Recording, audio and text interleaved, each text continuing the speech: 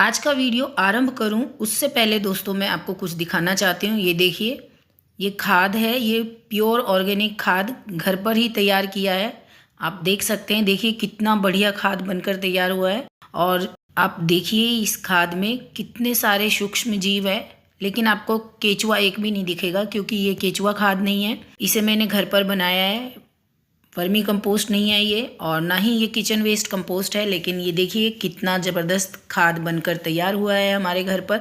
Vermi compost अगर आप घर पर बनाते तो बहुत समय लग जाएगा, और किचन वेस्ट कंपोस्ट तो मैं बनाती रहती हूँ, उसके वीडियोस मैंने अपने चैनल पर डाल रखे हैं। लेकिन ये जो खाद आज मैं आपको दिखा रही हूँ ये बहुत ही आसानी से बन जाता है, बिना किसी झंझट के।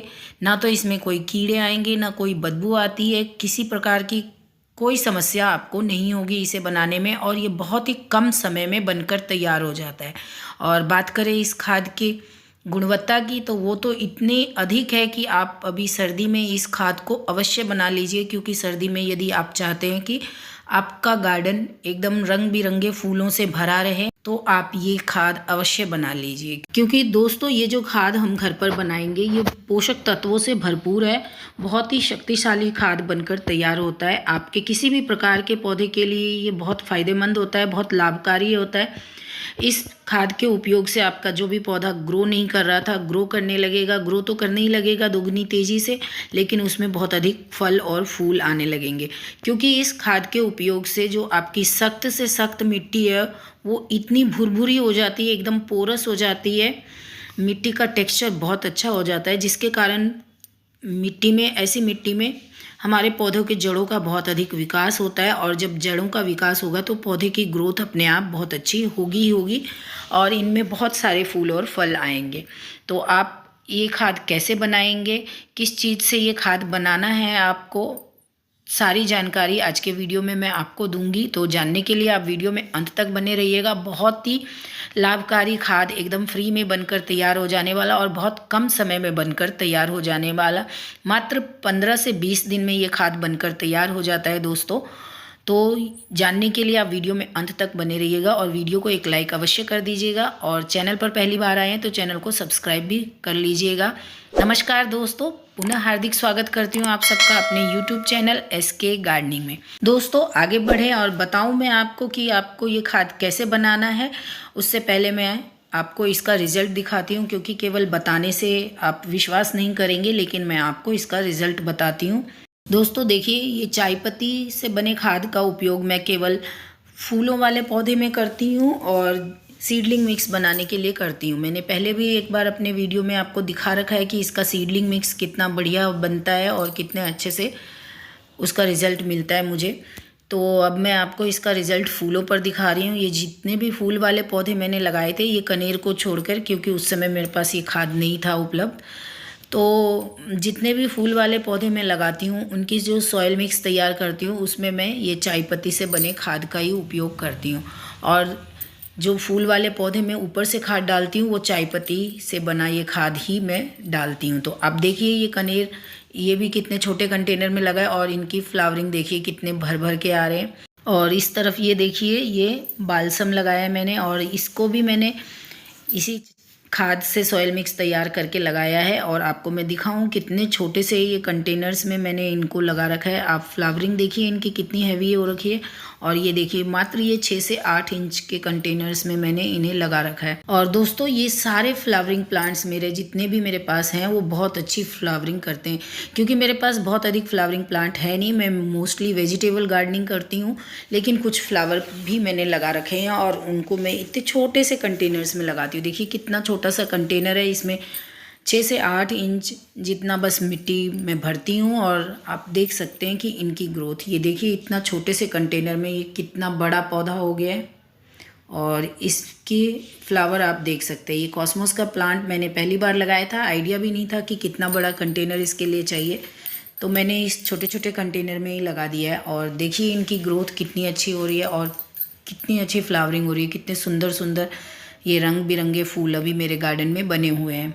और इधर और देख सकते हैं आप, इधर भी देखिए पौधे की ग्रोथ देखिए पहले आप, कितना बढ़िया है, कितनी अच्छी ग्रोथ हो रखी है। और ये देखिए इसे मैंने ये 5 केजी के आटा के बैग में लगा रखा है और केवल आधा, देखिए ये आप केवल आधा बैग मैंने मिट्टी डाल रखा है और उसके बाद भी आप ये मेरे पौधों की ग्रोथ देख सकते हैं। तो जो भी आप फूल के पौधे लगाएंगे उनमें आप अगर इस खाद का उपयोग करते तो आपको कोई और खाद उपयोग करने की आवश्यकता नहीं है। इसमें बस आपको घरेलू पोटेशियम थोड़ा सा और मिक्स कर लेना है, उसके अलावा आपको किसी भी खाद की उपयोग करने की आवश्यकता नहीं पड़ेगी। ये देख सकते हैं कि इतने छोटे से प्लांट में कितनी सारी फ्लावरिंग हो रखी है, कितने सारी कलियां बनी हुई है।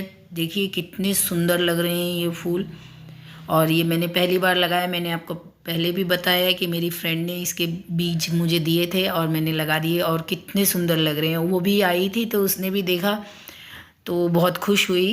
और ये देखिए इधर गुलाब, मैंने इसके बारे में भी आपको बताया था, तो देखिए इसमें भी कितनी अच्छी फ्लावरिंग हो रही है। और इसके सॉइल मिक्स में मैंने गोबर की खाद तो मिलाई ही थी, साथ में मैंने चाय पत्ती का खाद जो बनाया है, जो अभी आपको मैं दिखा रही हूँ, वो खाद भी मैंने मिलाया है। तो अब देखिए मेरे गुलाब में भी कितनी अच्छी फ्लावरिंग हो रही है। और ये पुराने वाले गुलाब के फूल हैं, इसमें भी आप देख सकते हैं कितने बढ़िया फूल लगे हुए हैं। और आप इन फूलों की साइज़ देखिए कितनी बढ़िया आई है। तो इस खाद का आप रिज़ल्ट देख रहे हैं। मैंने सभी फूलों के जो भी सॉइल मिक्स बनाती हूँ या मैं फूलों में ऊपर से खाद देती हूँ, वो यही खाद देती हूँ। और ये खाद दोस्तों इतना आसान है बनाना। यदि आप बालकनी गार्डनिंग भी बस करते हैं, ज़्यादा नहीं गार्डनिंग बड़े लेवल पे करते हैं, केवल छोटी सी गार्डनिंग गैलरी या बालकनी गार्डनिंग करते हैं और केवल फूल और इंडोर प्लांट्स लगाते हैं, तब तो ये खाद आप सबके लिए बहुत ही आवश्यक है बना लेना। और ये बहुत आसानी से खाद बनकर तैयार हो जाता है। चाय पत्ती तो हम सबके यहाँ पर अवेलेबल होता है।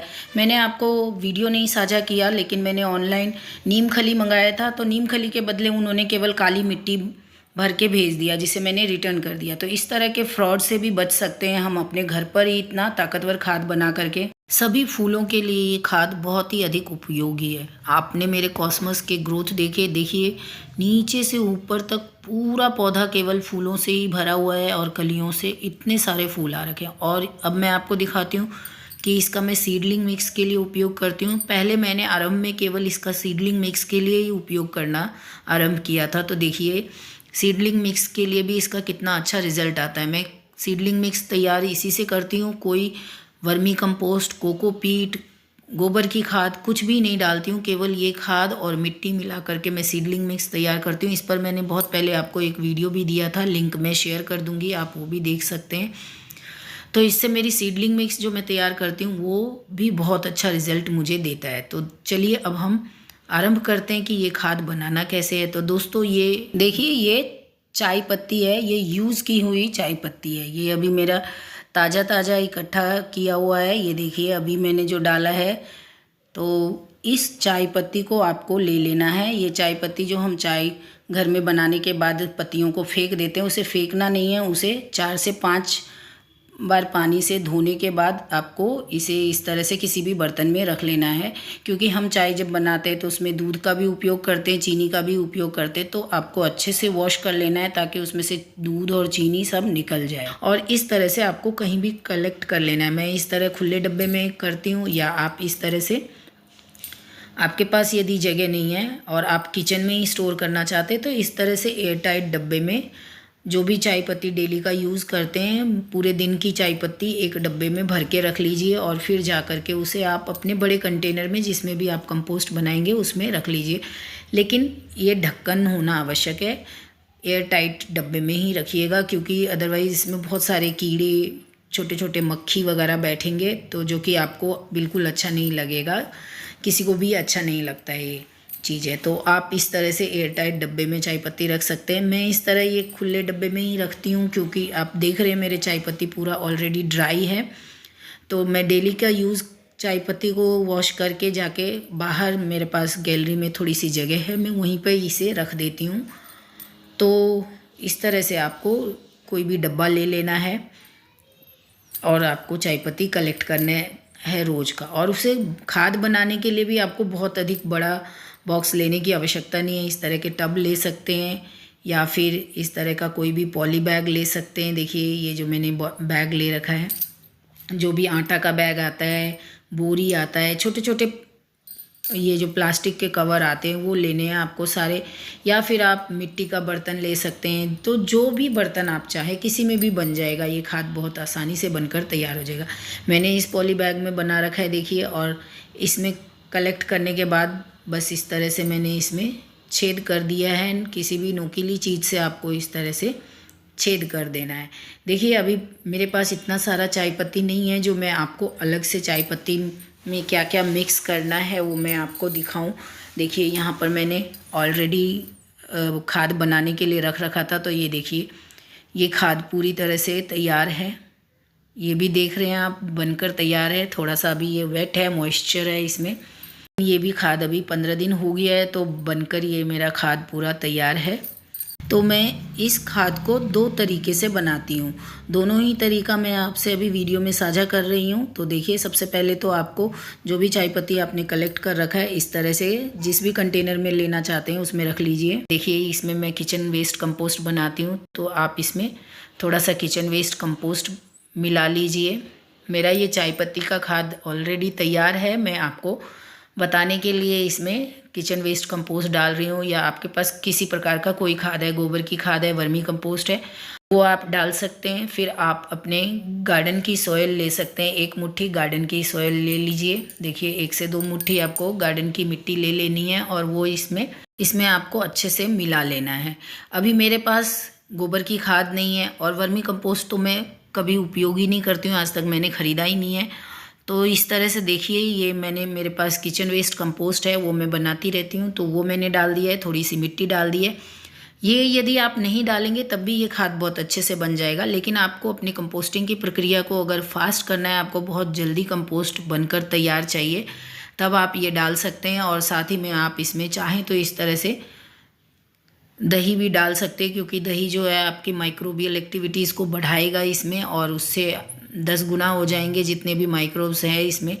और देखिए इसमें ना हम अगर कुछ भी नहीं डालते तब भी इस तरह से ये फंगस लग जाते हैं। मैंने ये पहले भी दिखाया है आपको। तो इस तरह से ये जो फंगस है ना, ये भी इसको कंपोस्ट करने के लिए ही लगते हैं। जब आप चाय पत्ती को कलेक्ट करते हैं और वो वेट रहता है, तो उसमें आप इस तरह से ऑरेंज कलर का या वाइट कलर का फंगस देखेंगे। तो ये फंगस गुड फंगस है, जो कि आपकी चाय पत्ती को डिकम्पोज करने के लिए ही इसमें लगता है। तो आप चाय पत्ती में बिना कुछ मिलाए भी इसका कंपोस्ट कैसे बनाएंगे वो वीडियो में मैं आपको आगे दिखाऊंगी। और दोस्तों अगर आप मेरी तरह इस तरह पन्नी में कंपोस्टिंग करते हैं, तो पन्नी में ये जो छेद होता है देखिए, तो इससे काला पानी निकलता है। तो इसलिए इसे आप अपने किसी भी गमले पर रखेंगे तो ये जो काला पानी निकलेगा ये उस गमले की मिट्टी में जाता रहेगा और आपके पौधों को पोषक तत्व प्रदान करता रहेगा। या फिर आप इस तरह किसी मटके में बना रहे हैं तो आप मटके में नीचे होल कर सकते हैं, या फिर आप इस तरह से